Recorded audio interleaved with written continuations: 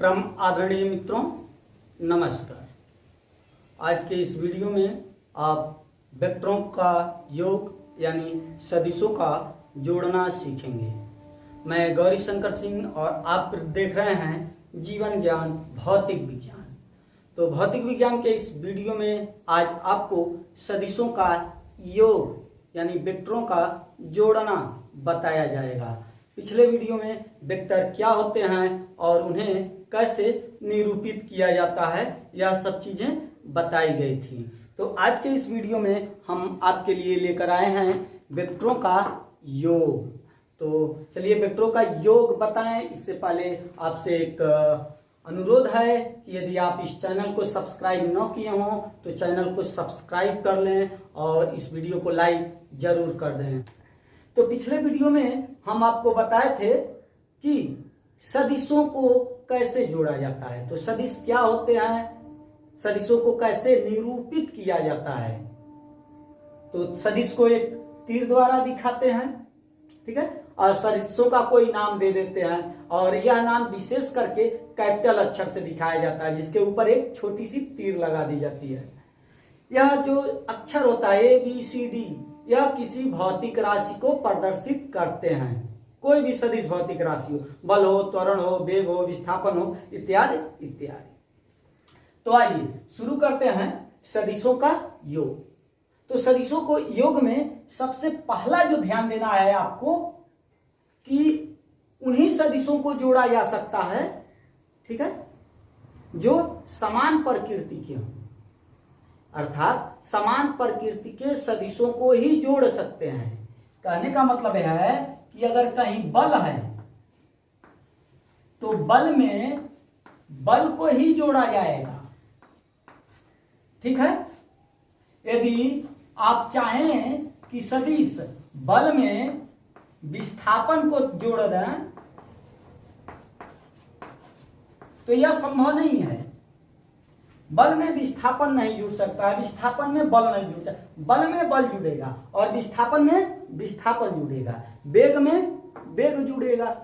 तो पहला तो ये नियम है सिंपल सा कि समान सदिशों को, समान सदिश का अर्थ यहां है प्रकृति, समान प्रकृति वाले सदिशों को ही जोड़ा जा सकता है। दूसरा, इनको हम साधारण बीजगणितीय नियम से नहीं जोड़ सकते हैं। मान लीजिए बल है 2 न्यूटन है, 4 न्यूटन है। 2 न्यूटन और 4 न्यूटन मिला के कितने होंगे?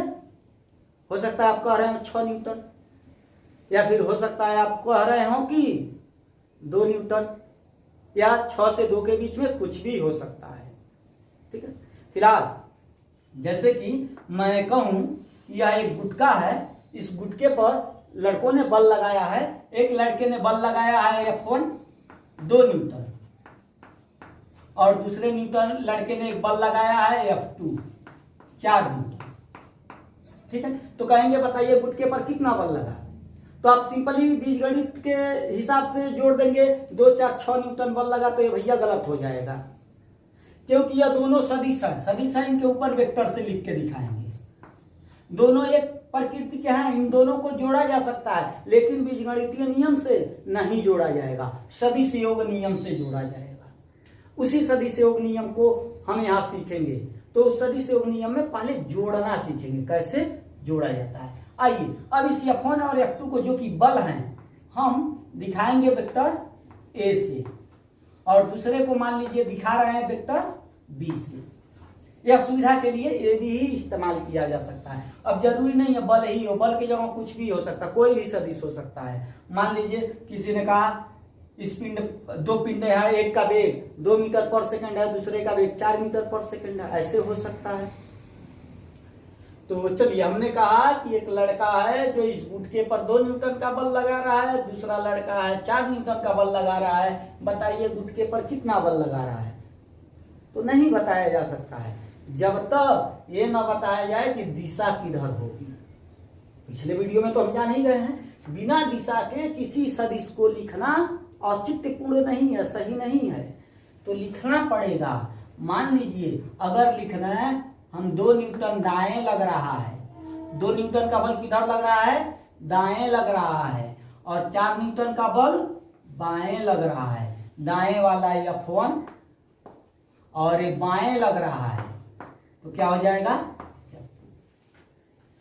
तो तब अब सही हो गया। अब कहेंगे कि इस पर 2 न्यूटन बाएं और 4 न्यूटन 2 न्यूटन दाएं और 4 न्यूटन बाएं लग रहा है, तो कुल कितना बल लग रहा है, हो जाएगा भैया 2 न्यूटन बल लग रहा है। किधर, तो ज्यादा है उधर, तो अभी कितना है 2 न्यूटन। अभी हम कह रहे हैं कि 2 न्यूटन भी दाएं लग रहा है और 4 न्यूटन भी दाएं लग रहा है। अब बताइए कितना बल लगा, तो कहेंगे अब 2 4 6 न्यूटन लगेगा।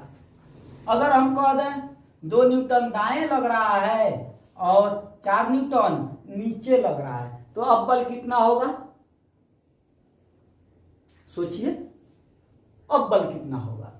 तो अब जो है 2 और 4 को विशेष विधि द्वारा जोड़ा जाएगा। उस विशेष विधि का नाम ही है सदिश योग नियम।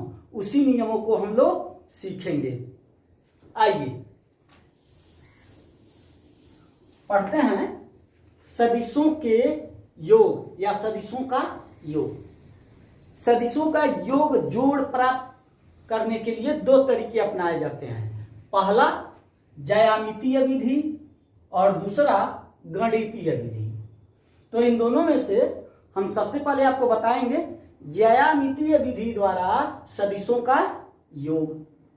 ठीक है, तो अब चलिए हम ज्यामितीय विधि द्वारा सदिशों का योग सीखते हैं।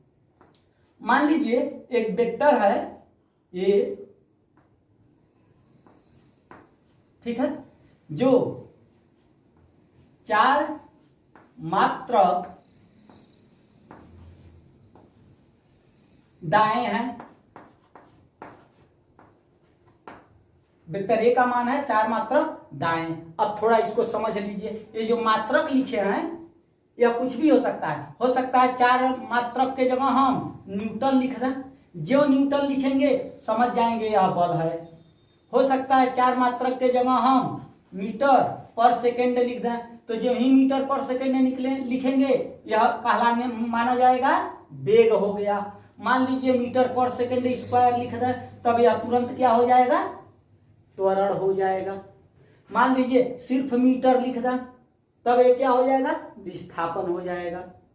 तो सभी सदिशों के लिए सत्य है। तो मान लीजिए 4 मात्रक दाएं हैं इधर, एक दूसरा वेक्टर है, यह दूसरा वेक्टर है बी, यह जो है 3 मात्रक ऊपर है।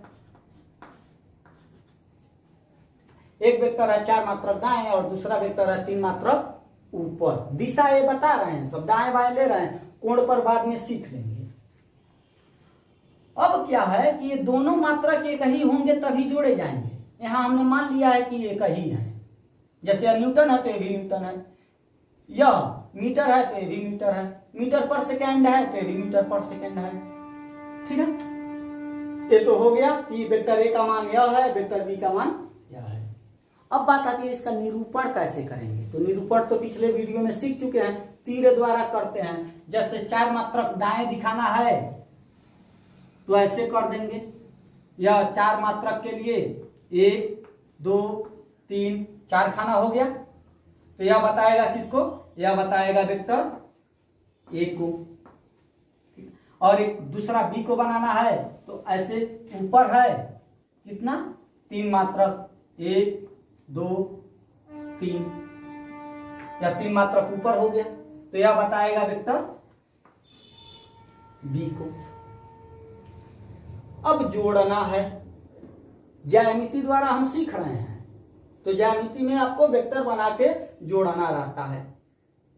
अब 2 वेक्टरों को कैसे जोड़ा जाएगा, तो क्या करते हैं, सबसे पहले कोई एक वेक्टर लेते हैं। मान लीजिए हमने एक वेक्टर को ले लिया और दूसरे वेक्टर को उठाते हैं, माने पहले वेक्टर को यहां रख दिया जैसे कहा है वैसे, और दूसरे वेक्टर को यहां से उठा करके इस प्रकार रखते हैं कि इसका पुच्छ, इसको पुच्छ कहते हैं, इस वेक्टर के शीर्ष पर आए। ठीक है, इसका पुच्छ जो है इसके शीर्ष पर आए, तो शीर्ष पर आएगा तो क्या होगा, ऐसे हो गया, ठीक है। तो यहां यह वेक्टर बी हो गया। पहला प्रोसेस समझ आया।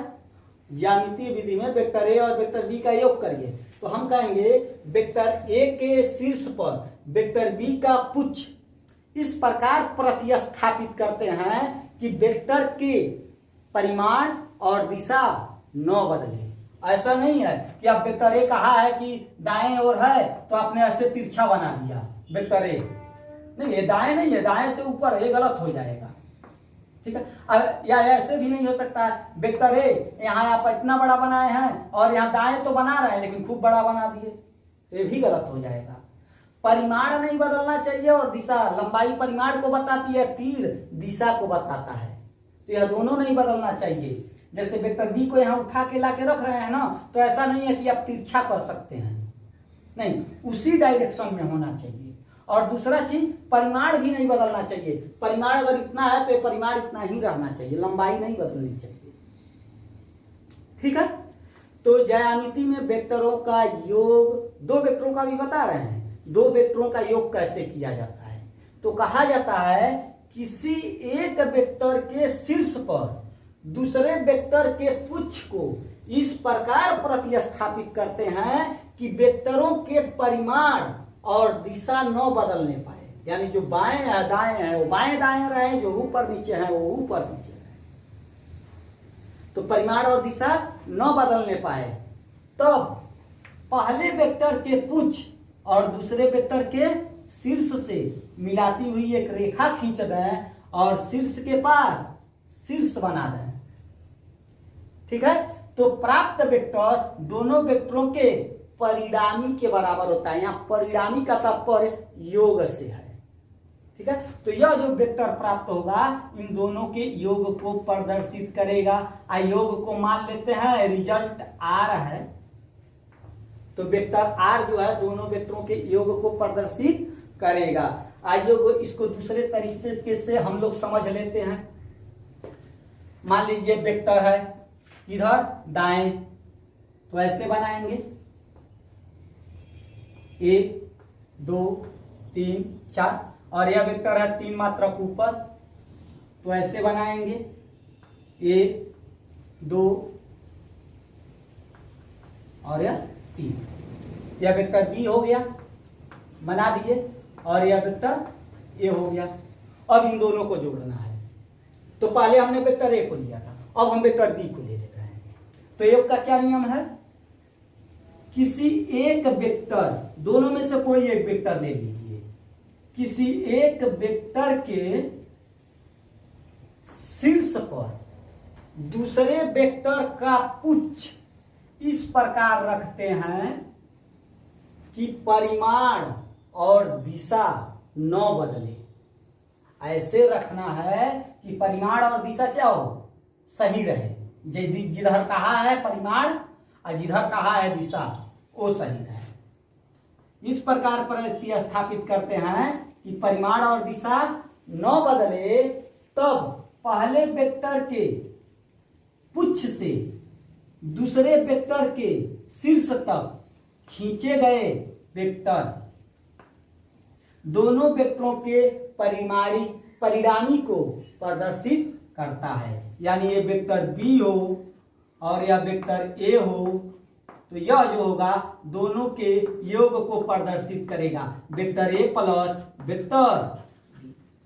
अगर नाप करके सही सही बनाया जाए तो चाहे आप बी पर ए को प्रतिस्थापित करिए, चाहे ए पर बी को प्रतिस्थापित करिए, रिजल्ट हमेशा एक ही प्राप्त होगा। देखिए यह इधर ऐसे है, यह भी उधर ही वैसे प्राप्त होगा।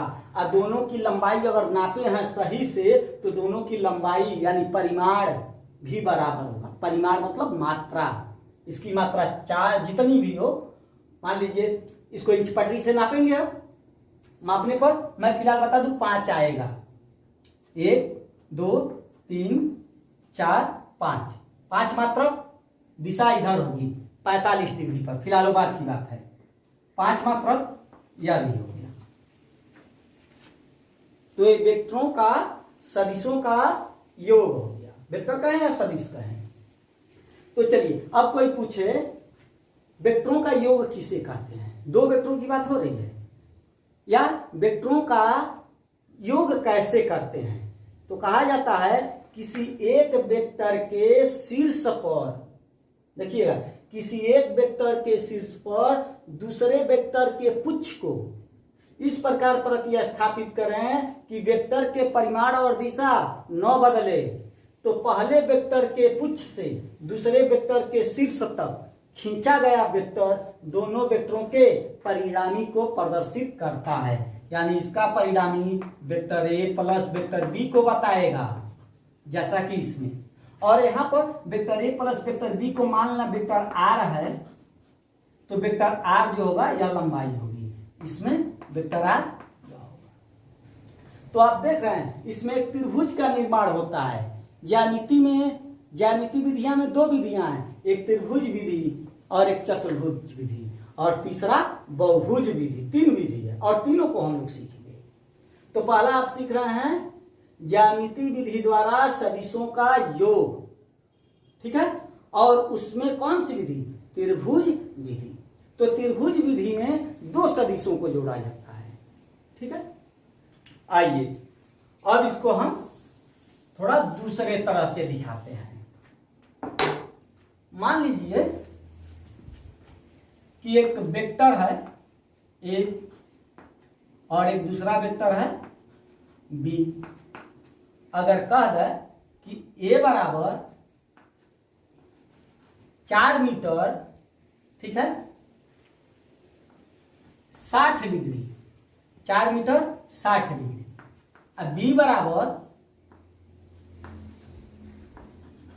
5 मीटर 180 डिग्री, ठीक। यानी यह इतना विस्थापन है, दोनों मीटर है तो विस्थापन है, एक 60 डिग्री की ओर है, 180 डिग्री की ओर है। कह दिया जाए इसको निरूपित करिए, तो निरूपित करने के लिए या तो आप ग्राफ पेपर का प्रयोग करिए या फिर कार्तीय तल का प्रयोग करिए। तो यहाँ हम कार्तीय तल ले रहे हैं यह। तो कहा जाए कि वेक्टर ए को बनाइएगा, तो वेक्टर ए कितने डिग्री पर, 60 डिग्री पर। यहाँ से कोण नापेंगे 60 डिग्री और 60 डिग्री पर ऐसे खींच देंगे, ठीक है। खींच करके कोई पैमाना मान के इसके टुकड़े कर देंगे। कितने टुकड़े, तो इसका जो परिणाम होगा, परिणाम कितना है इसका 4, तो 4 टुकड़े कर ले रहे हैं। एक टुकड़ा 1 मीटर को बताए तो चारों टुकड़े जो हैं 4 मीटर को बताए। यह वेक्टर ए हो गया। अब कहेंगे वेक्टर बी किधर है, तो ये इसी पर वेक्टर बी भी बना दे। तो 5 मीटर है कहाँ, 180 डिग्री, तो 180 डिग्री का तो यह हुआ ना, यह 180 डिग्री हो गया। तो 1 खाना, 2 खाना, 3 खाना, 4 खाना, तो भाई यहाँ तो बनाना है 5 खाना, तो थोड़ा बड़ा बना लेते हैं, ठीक है। 1 2 3 4 और यह 5, यह एक सच। तो यह हो गया आपका वेक्टर बी। तो ये तो वेक्टरों का निरूपण हो गया। तो आप जान गए दिशा किधर है, परिमाण कितना है। अब जोड़ना आ गया, जोड़ेंगे कैसे, त्रिभुज विधि बताइए। तो कहेंगे त्रिभुज विधि में किसी एक वेक्टर, कोई एक लेंगे, चाहे बी को चाहे ए को। तो चलिए हम बी को ले लेते हैं। तो त्रिभुज विधि में कहा जाता है किसी एक वेक्टर के शीर्ष पर दूसरे वेक्टर के पुच्छ को, तो देख रहे हैं 1 2 3 4 5, तो यह हो गया आपका वेक्टर बी। तो किसी एक वेक्टर के शीर्ष पर दूसरे वेक्टर के पुच्छ को, अब ये दूसरा लाएंगे यहां से, इसका पुच्छ यह है, पुच्छ को प्रारंभिक बिंदु भी कहा जाता है। दूसरे वेक्टर के पुच्छ को इस प्रकार प्रतिस्थापित करते हैं कि परिमाण और दिशा न बदले, यानी दिशा देखिए वही है, परिमाण 1 2 3 4। किसी एक वेक्टर के शीर्ष पे दूसरे वेक्टर के पुच्छ को इस प्रकार प्रतिस्थापित करें कि परिमाण और दिशा न बदले। तो पहले वेक्टर के पुच्छ से दूसरे वेक्टर के शीर्ष तक, ठीक है, पहले वेक्टर के पुच्छ से दूसरे वेक्टर के शीर्ष तक खींचा गया वेक्टर दोनों वेक्टरों के योग को प्रदर्शित करता है। यानी यह जो वेक्टर प्राप्त होगा यह दोनों के योग को प्रदर्शित करेगा। और मान लें कि वेक्टर ए अब वेक्टर बी का योग वेक्टर आर है, तो यह वेक्टर ही कहलाएगा वेक्टर आर। ठीक है, जो कि ए प्लस बी के बराबर है। ठीक, अब सोचिए हमने कहा है किसी एक वेक्टर के, तो कोई दिक्कत नहीं है। अगर मैं यहां कहूं कि नहीं भाई मैं तो पहले ए को लूंगा, तो ए की दिशा डिसाइड कीजिए। यह हो गया वेक्टर ए, 1 2 3 और यह 4। ठीक है, ए वेक्टर ए हो गया। अब इसके शीर्ष पर क्या करेंगे, दूसरे जो बचा हुआ है दूसरे वेक्टर के पुच्छ को रखेंगे ऐसे। ठीक है, यह हो गया आपका 1 2 3 4 और 5 ऐसे। अब इसके प्रारंभिक बिंदु से, पहले वेक्टर के प्रारंभिक बिंदु से दूसरे वेक्टर के अंतिम बिंदु तक वेक्टर खींच देते हैं। यह जो होगा दोनों के योग को बताएगा। तो यह क्या था, वेक्टर ए था और यह वेक्टर बी था, तो बी और ए का योग यह बताएगा। इसको मान लें वेक्टर आर है, तो इसका मतलब होगा कि यह वेक्टर आर दोनों का योग कहलाएगा। तो अब कहां अंतर आ रहा है, देखिए बी पर ए को प्रतिस्थापित किए हैं, इसमें ए पर बी को प्रतिस्थापित किए हैं, रिजल्ट हमेशा एक ही होगा। देखिए किधर आया, ऐसे ऊपर की ओर, यह भी ऐसे ऊपर की ओर। नाप कर परिमाण देखें तो फिलहाल मैं तो चाक से बना रहा हूं, नाप नहीं रहा हूं, लेकिन एग्जैक्ट अगर पैमाना मान के मापा जाए तो देखा जाएगा कि लंबाई भी क्या आएगी, बराबर ही आएगी। तो यह होता है सदिशों के ज्यामितीय विधि में पहला विधि, त्रिभुज विधि द्वारा सदिशों का योग। कोई कहे त्रिभुज विधि द्वारा सदिशों का योग किस प्रकार होता है, तो कहिएगा, आप बताइएगा। त्रिभुज विधि में किसी एक वेक्टर के पुच्छ पर दूसरे वेक्टर के शीर्ष को इस प्रकार प्रतिस्थापित करते हैं कि वेक्टरों के परिमाण और दिशा न बदले। तब पहले वेक्टर के पुच्छ से दूसरे वेक्टर के शीर्ष तक खींचा गया वेक्टर दोनों वेक्टरों के योग को प्रदर्शित करता है। बस देखा आपने कितना आसान है। तो अभी आप वेक्टरों का योग ज्यामितीय विधि द्वारा सीख रहे हैं, इससे भी महत्वपूर्ण चीजें और अभी बाकी है। तो आइए अब जो है हम बहुभुज विधि द्वारा सीखते हैं। ठीक है, बहुभुज विधि द्वारा कैसे, यानी कई वेक्टर हो। त्रिभुज विधि तो सिर्फ 2 ही वेक्टरों को सॉल्व करता है, लेकिन अगर कई वेक्टर हो जोड़ना, मतलब एक बेंच है, बेंच को 10 लोग खींच रहे हैं, धकेल रहे हैं, बल लगा रहे हैं, तो बल सदिश है ना वेक्टर, तो नेट बल कितना लगा तो सबका जोड़ेंगे। जैसे मान लीजिए एक आदमी इधर बल लगाया, उसको दिखाइए वेक्टर ए से, एक इधर बल लगाया वेक्टर बी से, एक इधर बल लगाया वेक्टर सी से, ठीक है, एक इधर बल लगा रहा है वेक्टर डी से, एक इधर बल लगा रहा है वेक्टर ई से। कहा जाए सबको जोड़ो, बात समझ में आ रहा है। यानी एक टुकड़ा है, यह ब्लॉक है, ए वाला जो है इधर धकेला रहा है, ठीक है, बी वाला जो है इधर धकेल रहा है, ई वाला जो है इधर धकेल रहा है, कौन रह गया, सी वाला जो है इधर धकेल रहा है। देखिएगा बी वाला इधर, कौन बच गया भाई, डी वाला। ये डी वाला जो है वह इधर धकेल रहा है। ठीक है, तो कहा जाएगा गुटके पर किधर बल लगेगा, मतलब गुटका किधर जाएगा, नेट बल सबका जोड़ दे तो किधर होगा, तो कहेंगे यहाँ तो 5 हो गए, तो 5 हो गए तो त्रिभुज विधि से नहीं बहुभुज विधि से जोड़ेंगे। तो आइए जानते हैं सदिशों का बहुभुज विधि से योग। ठीक है, बहुभुज विधि में क्या करते हैं, तो बहुभुज विधि में भी प्रोसेस त्रिभुज विधि वाला ही होता है। कोई एक वेक्टर ले लीजिए जो इच्छा हो, मान लीजिए हमने पहला वेक्टर लिया, क्या ए, यह हो गया वेक्टर ए। लेते समय बस यही ध्यान देना है कि परिमाण और दिशा न बदले। देखिए दिशा वही है और परिमाण भी वही है, हम नापे नहीं है लेकिन वही है।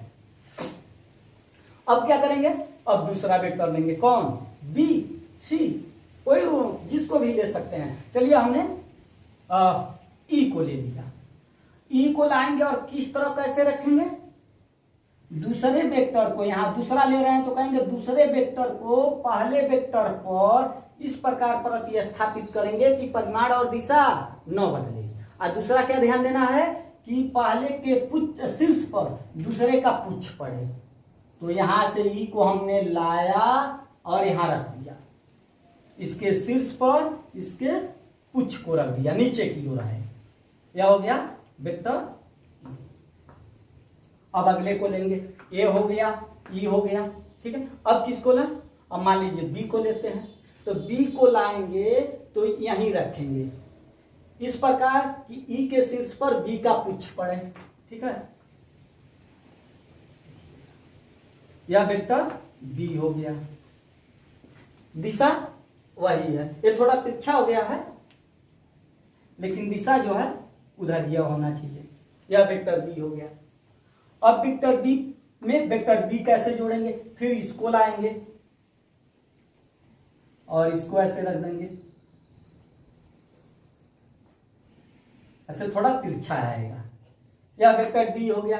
अब वेक्टर डी पर सी को रखिए, सी को रखेंगे तो यह थोड़ा बड़ा है तो सी ऐसे आ गया वेक्टर सी। यह वेक्टर सी भी हो गया। 1 2 3 4 5 हो गए। तो अब क्या करेंगे, खत्म हो गए सारे वेक्टर, आपने सेट कर लिया, लगा लिया। तो अब पहले वेक्टर के प्रारंभिक बिंदु से अंतिम वेक्टर के शीर्ष पर खींचा गया वेक्टर इन सबके योग को बताएगा। इधर देखिएगा ऐसे, यह जो होगा इन सबके योग को बताएगा। सबके योग मतलब vector A plus vector B plus vector C plus vector D plus vector, इस सब का योग यह वेक्टर कहलाएगा, ठीक है। और मान ले सबके योग को वेक्टर आर से दिखाते हो तो यही होगा वेक्टर आर।